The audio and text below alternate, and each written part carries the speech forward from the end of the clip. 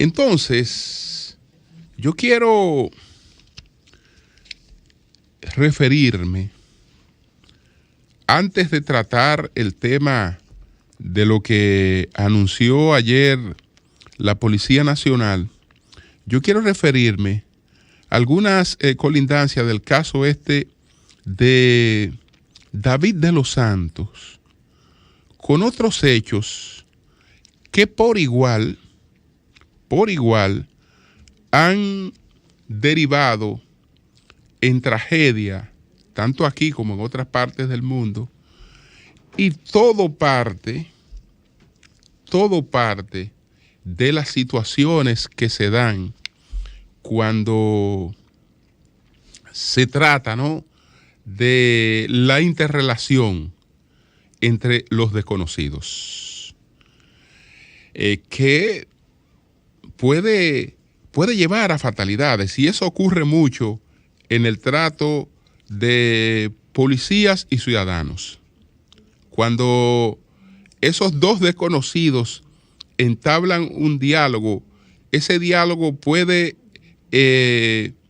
terminar en una situación muy lamentable, en situaciones muy lamentables. Puede concluir eso.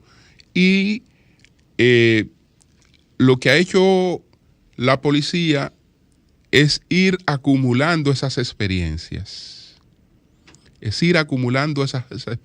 Porque hay perfiles distintos de las personas. Y hay un tema que termina pues influyendo mucho en cómo puede concluir un conflicto, el tema de la salud mental y cómo darle, digamos, una salida a ese conflicto.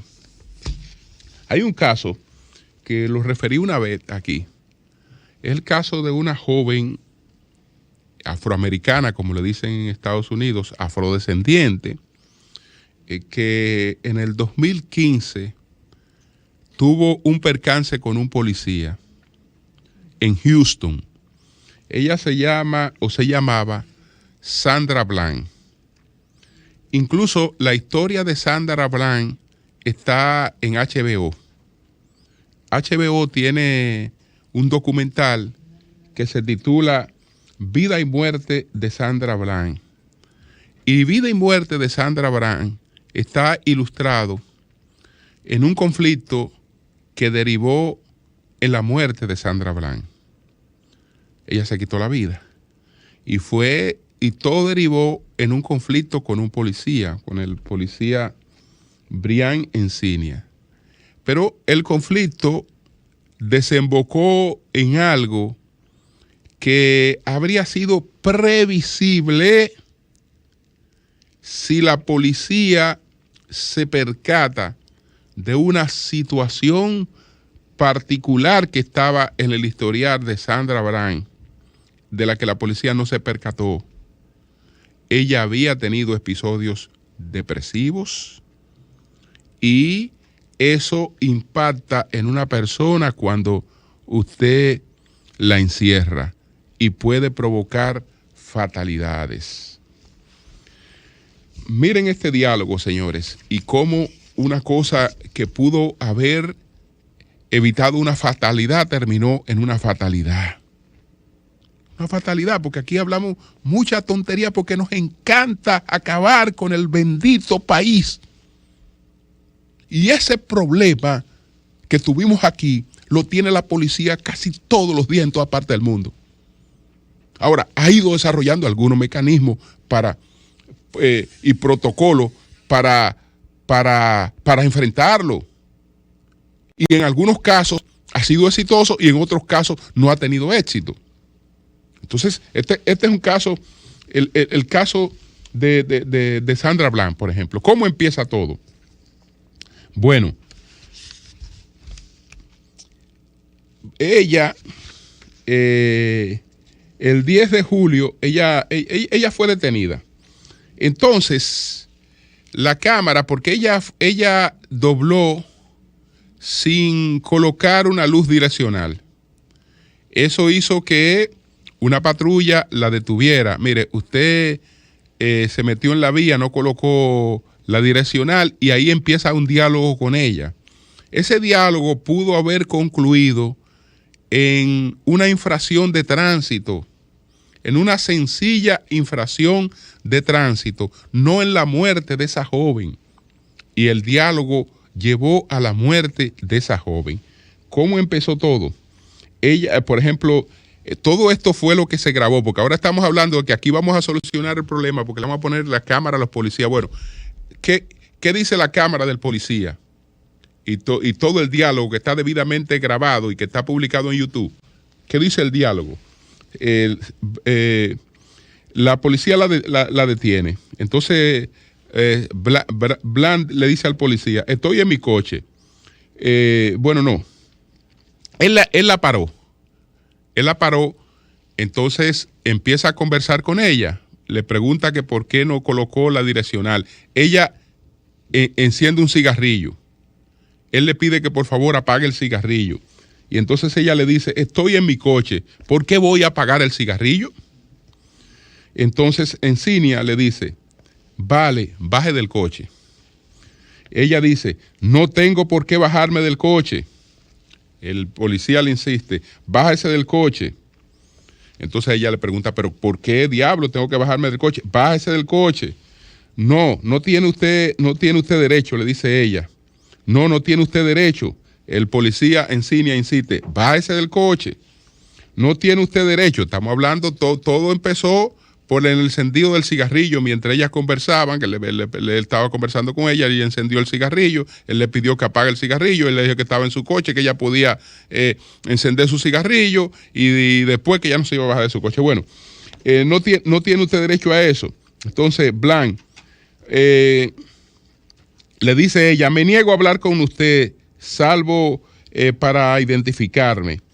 Me quiere hacer bajar del coche por no poner la intermitente. Entonces, Encinia, o se baja o la saco. Le estoy dando una orden legal. Bájese del coche ahora o voy a tener que sacarla yo mismo. Blanc, y voy a llamar a mi abogado. En definitiva, se produce un forcejeo. Él tiene que apuntarla con la pistola para que ella salga del coche. Ella sale del coche. Él pide auxilio. Vienen, apresan a Sandra Blanc, la apresaron. Entonces, 3 días después, ella fue encontrada muerta en su celda. Ella se suicidó, ella se quitó la vida en su celda porque ella no concebía esta situación por la que vivió, siendo una persona que lo único que hacía era progresar y motivar a los demás. Ella era una motivadora cristiana. Por eso le estoy buscando algunas colindancias. Ella era una motivadora cristiana. Fíjense el mensaje que ella había colgado poco antes del incidente. No sé si fue la misma mañana del incidente. El saludo que ella había colocado. Me levanto hoy y no puedo sino alabar a Dios. Ese es Sandra Blanc. Me levanto hoy y no puedo sino alabar a Dios, dándole gracias no solo porque es mi cumpleaños, sino por mis avances, dándole las gracias por las diferentes cosas que Él me ha hecho en mi vida en este último año, haciendo recuento sin más de los 28 años que llevo en esta tierra y todo lo que me ha enseñado, aunque he cometido algunos errores y claramente la he liado. Él todavía me ama y quiero que vosotros, mis reyes y reinas, sepáis que también os ama a vosotros.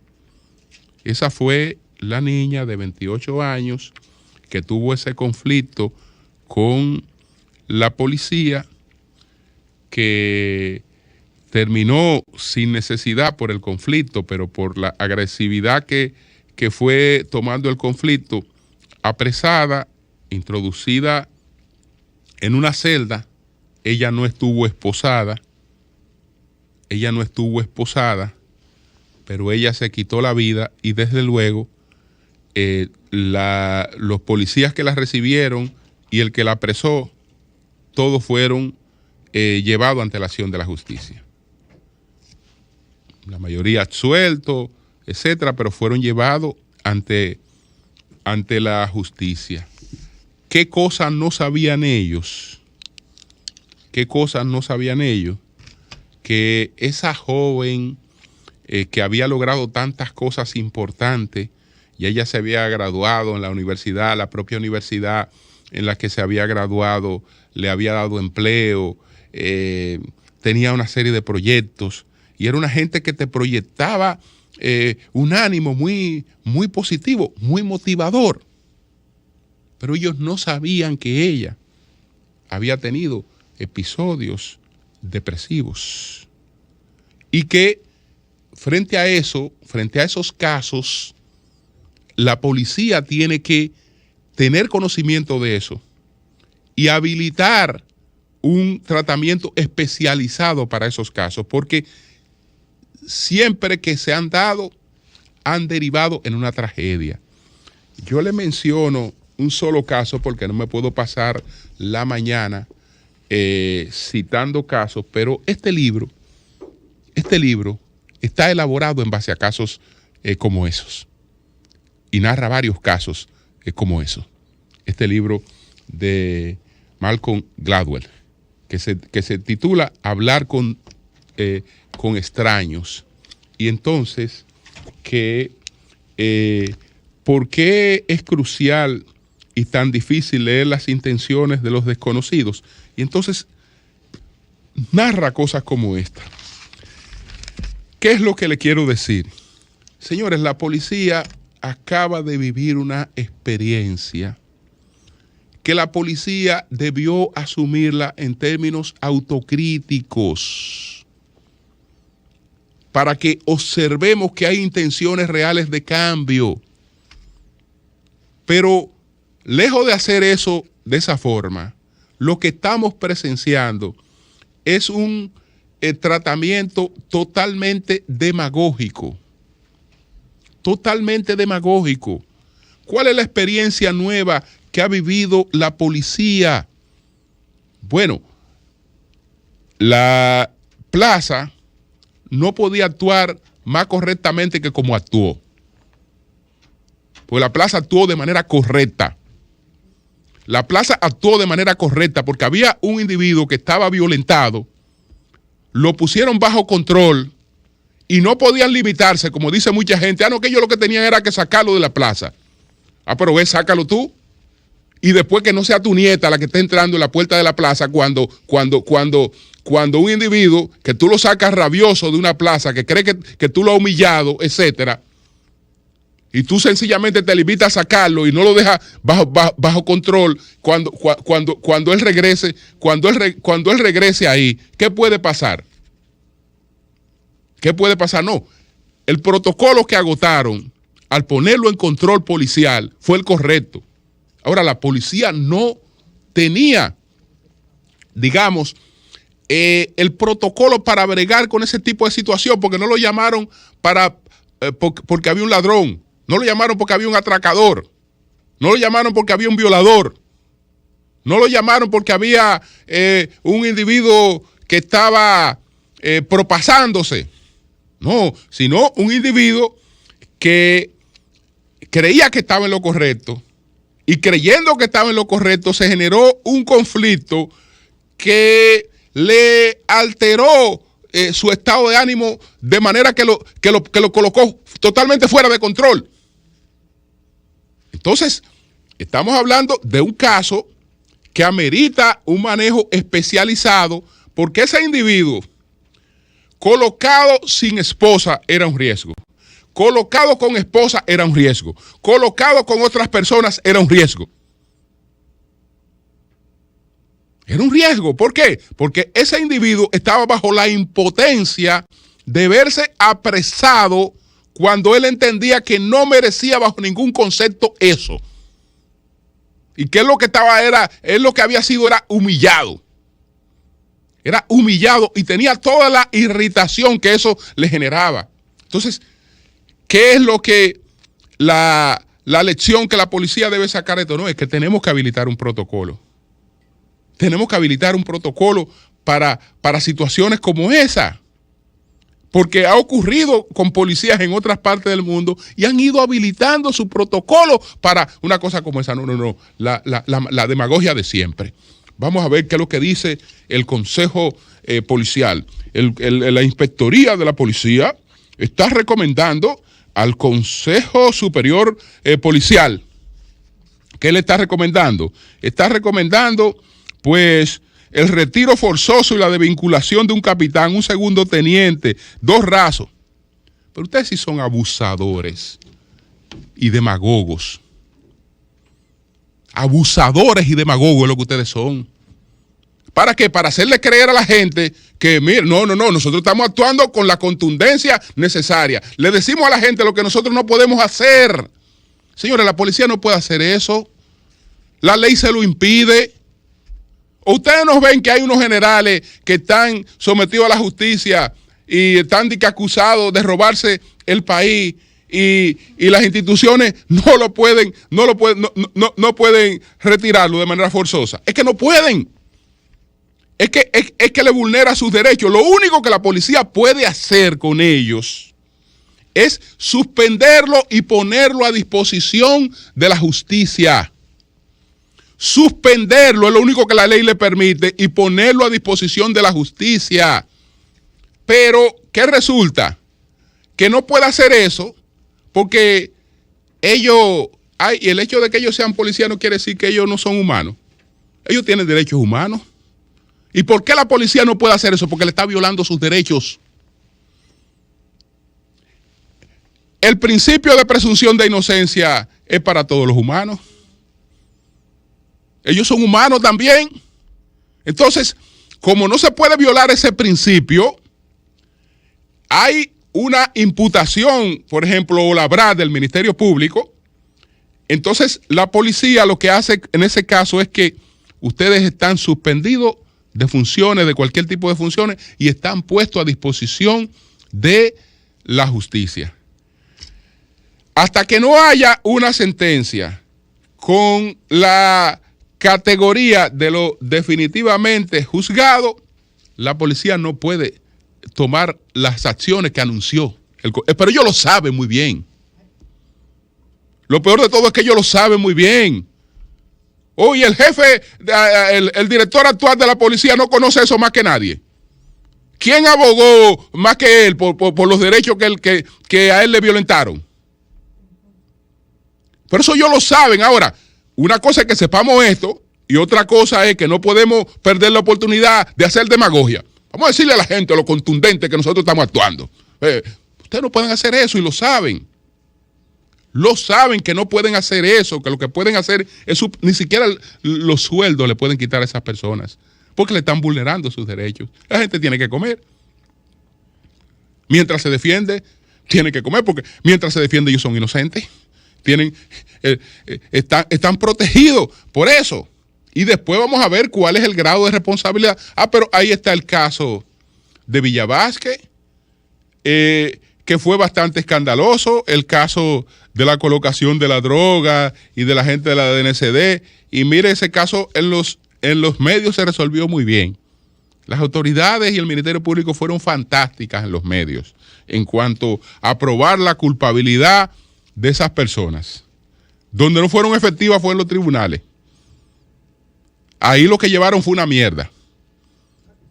A los tribunales lo que llevaron fue una mierda y todo el mundo está suelto. Todo el mundo está suelto. Entonces ahora es lo mismo. Vamos a hacer bulto, todo el mundo. Vamos a hacer bulto, vamos a decir esto y a decir hasta lo que no podemos. Hasta lo que no podemos hacer, vamos a decirlo, para demostrar que supuestamente estamos actuando cuando lo que estamos esposando.